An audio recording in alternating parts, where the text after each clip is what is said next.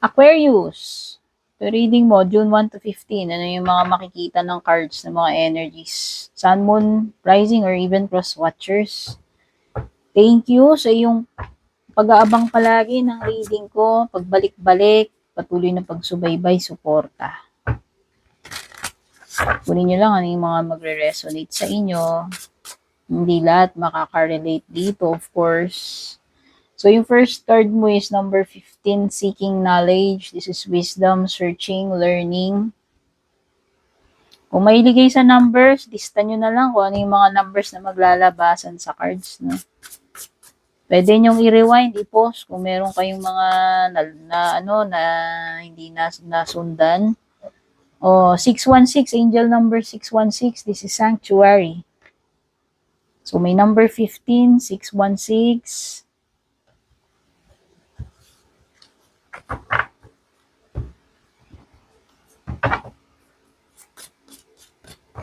By the way, kung bago kayo, don't forget to subscribe or follow. Thank you dun sa mga nakapag-follow, subscribe na. Meron kang hat,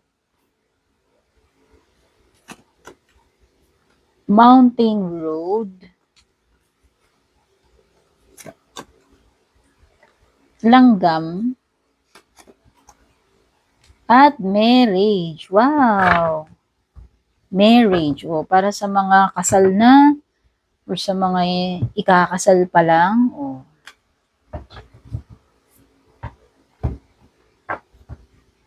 So far, yung mga number mo dyan ay 15. Tingnan pa natin ano yung makukuha natin sa tarot cards. Number 15, number 616, 16, number 6, number 1, number 9,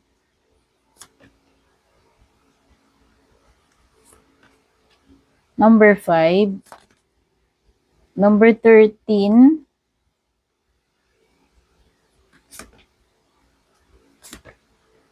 number 2,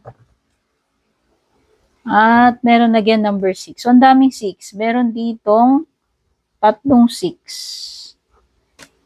Mga zodiac signs na lumalabas dito. Strong energy ni Scorpio.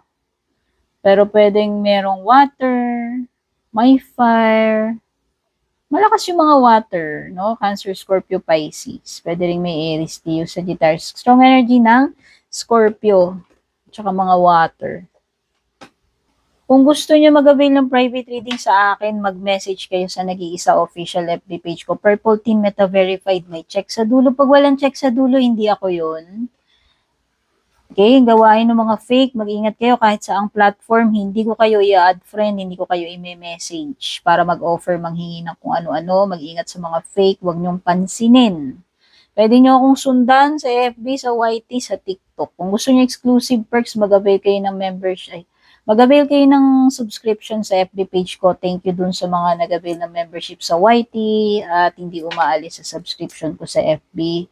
Thank you rin sa mga generous at palaging nagpapadala ng mga star super. Thanks sa mga nagla-like, nagko-comment, nag-share. Yan. Pati na rin yung mga hindi nag-skip ng ads. Seeking knowledge daw, Aquarius. Ito ay pwedeng nakikurious ka, pwedeng mo yun, nandun ka sa period na may mga gusto ka talagang aralin. So, ito ay maaaring pagpasok sa formal education, like gusto mong magbalik eskwela, mag-attend ng mga training, mga ganyan-ganyan. Basta parang ito ay meron kang mga gustong matutunan, aralin. Pwede rin naman itong pagsisik ng advice. Ito ay pagsisik. Pwede naman pagsisik ng advice ng someone na may alam, expert, or pwedeng mentor mo yun. Someone na makakapagbigay sa iyo ng tip, ng guide, makakapagbigay sa iyo ng legal advice o professional advice. It could be advice from a lawyer, a doctor, etc. Okay? Basta ito ay learning. Panibagong pag-aaral para sa iyo. Or meron kang mga mapupulot na wisdom dyan. May mga bago kang madidiscover, matututunan. Sanctuary, card 616, angel number 616. Ito yung paghahanap ng sanctuary, kung saan ka at peace, kung saan ka komportable at home. Yun yung feel ko dun. No, ito yung pagsisik ng harmony, pagsisik ng relaxation, comfortable place, peaceful place or surrounding, mapa-literal na bahay man yan, lugar, or workplace, no. Kumbaga yun yung sense ng security para sa iyo. Yung lugar wherein alam mong safe ka, na magkakaroon ka ng peace of mind, katahimikan doon. Alam mo na secured ka rito, yun. So, pwedeng connection yan, pwedeng sa relasyon yan, pero pwedeng literal na place, no? O, ayan, pwedeng yung iba sa inyo, naghahanap kayo kung saan ba talaga kayo magiging successful, komportable. Hindi lang basta job eh. Alam mo yung parang kumikita ka, pero gusto mo yung parang at home ka doon, kampante ka doon, may peace of mind ka ron. So, ito rin yung mga bagay na related sa mga kailangan mong balansehin pagdating sa work life. Ito rin naman yung pag-take ng time para makapag-reflect or i-ground mo yung sarili mo. Ito yung pag-meditate. So, maraming ibig sabihin si card 616. Meron kang mountain road dyan. Ibig sabihin, you are, malapit na. Malapit ka na sa, rurok ng tagumpay, o diba? Malapit mo nang maabot yung tuktok ng bundok. At kung nakikita mo naman kung gaano ka tarik yung bundok na yan, kung gaano ka delikado yung dadaanan mo dyan. So, ibig sabihin, hindi naging madali para sa iyo na makarating dyan sa position mo ngayon. So, ibig sabihin, deserve mo itong magiging success na ito. Kasi sinasabi dito, OTW ka na eh. Malapit mo nang maabot yung success na yan sa Aquarius. Kaya, congratulations in advance. So, sinasabi dito, meron kang new role na gagampanan. So, hindi ko alam, ano ba to? Ito ba ipanibagong assignment? Ma-assign ka ba sa ibang division, panibagong trabaho, panibagong project, or panibagong lugar? No? Sa tingin ko lang, pwedeng merong mga kaakibat na responsibility. Meron ditong pagiging kailangan maging fast learner ka, kailangan observant ka, kailangan prepared ka, kailangan madali kang matuto, alam mo yun. Kaya nga meron ditong mga bagay na aaralin mo eh. Whether you like it or not pala, no? Kasi parang meron ilalagay ka sa isang situation wherein parang kailangan mong mag-play ng different roles. So, ibig sabihin, hindi ka pa used to, bago ka dyan, so aaralin mo pa yan, i-explore mo pa lang, parang magiging newbie ka pa lang, no? Oo, basta importante ikaw ay adaptable, trainable, willing to learn, yun naman ang importante dyan. Kaya makikinig ka talaga eh, makikinig ka doon sa merong mga tao rito na maaaring sila yung maging mentor mo, sila yung makakatulong sa'yo, makakapag-advise sa'yo, makakakuha ka ng mga valuable information or tips pagdating dyan sa bagong role na papasukin mo or ina-assign sa'yo. But definitely nakikita ko, kahit na magiging mahirap yung process, no, andyan yung ant card, nandyan yung mountain road, which is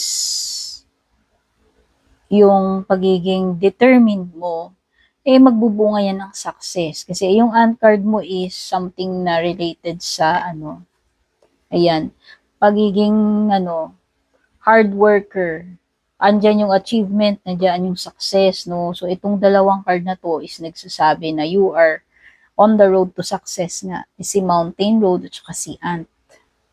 Tapos, pagdating naman dito sa marriage card, pwedeng literal na marriage. O, kung iba sa inyo, baka malapit na kayong magpakasal. Kung hindi pa kayo nakakasal, baka nangangamoy wedding ring na ito. Yung iba naman, baka kasal na kayo, mag-asawa na kayo.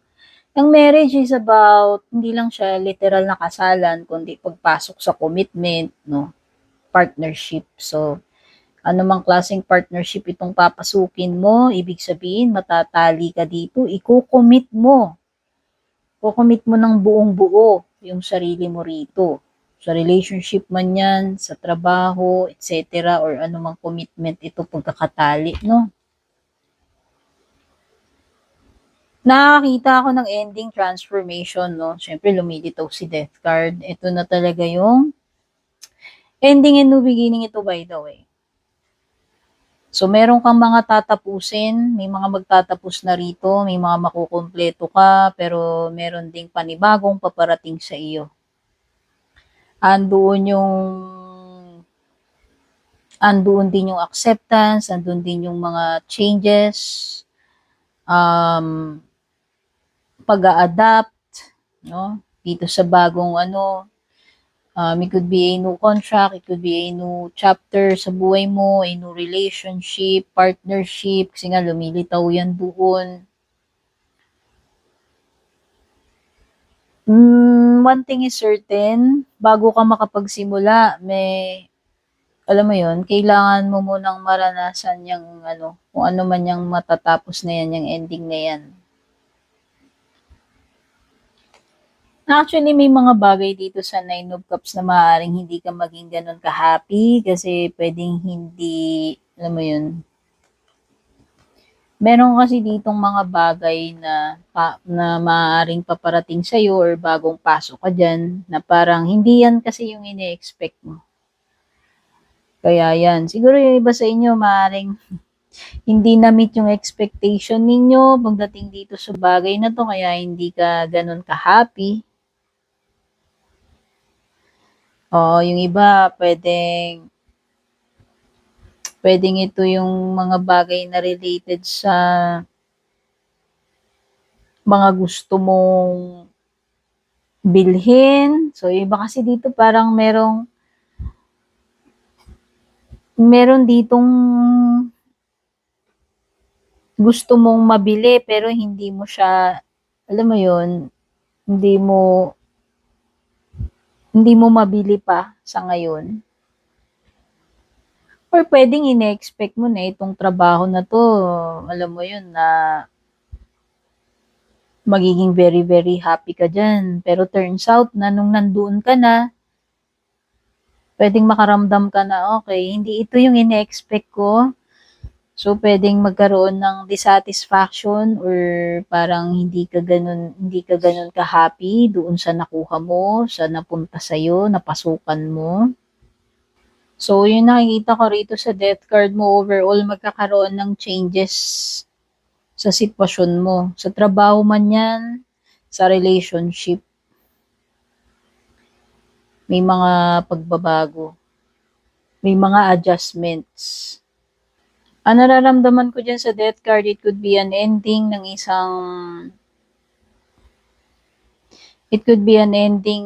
isang trabaho, like contract, pero parang merong bagong paparating sa'yo na opportunity wherein magsisimula ka kasi nga may new role. Sa relationship, pwede rin yung ending ng relationship. Kasi etong Ace of Cups mo, reversed. Death card, pwedeng ending ng relationship yan, pwedeng separation.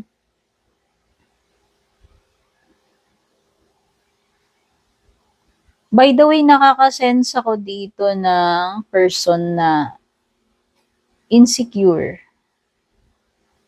Baka may pagka-immature, may pagka-insecure yung person mo, kung sino man sa inyo.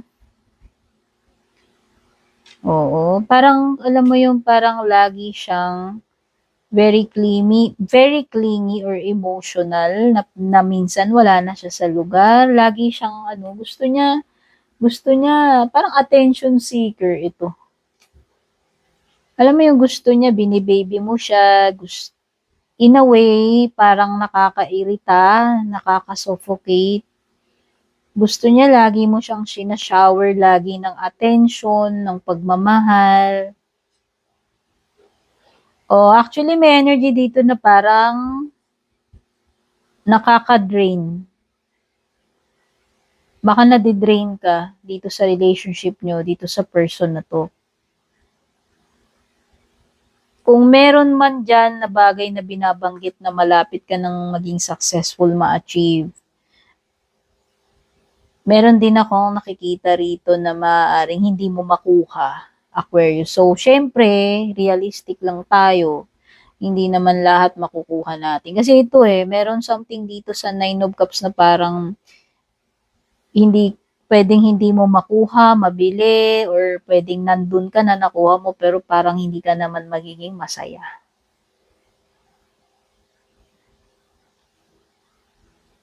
Pwede ka makaranas ng loss kasi ito loss, itong dalawang card. So, loss in general, pwedeng iba sa inyo loss pagdating sa pera, yung iba naman ay feelings of loss, or grief, or regret, sadness, or disappointment. Kasi nga pwedeng merong mag-i-end, pwedeng relationship, or kung ano man yan. Basta ang sinasabi dyan, huwag kang mag-dwell dyan sa negative feelings na yan. Like, huwag kang mag-focus doon sa mga bagay na alam mo naman na hindi mo na mababago. Kung tapos na, kung wala na. Pwede may mga bagay na kahit na anong gawin mong pag-iyak, panghihinayang, hindi na babalik. Okay? Huwag ka lang manatili doon.